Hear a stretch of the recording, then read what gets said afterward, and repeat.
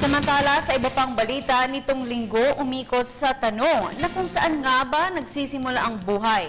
Ang isinagawang oral argument sa Korte Suprema hinggil sa kontrobersyal na batas, ang Republic Act 10-354 o Reproductive Health Law. Ayon kay dating senador at anti-RH bill na si Francisco, labag umano sa konstitusyon ang RH law kaya't dapat itong ideklarang null and void o walang bisa. Dagdag pa nito na ang buhay ay nagsisimula sa fertilization o pagtatagpo ng egg cell ng babae at sperm cell ng lalaki. Git pa nito ang RH law ay labag sa Bill of Rights dahil nilalabag nito ang privacy ng mag-asawa at taliwas din ito sa sanctity ng pamilya.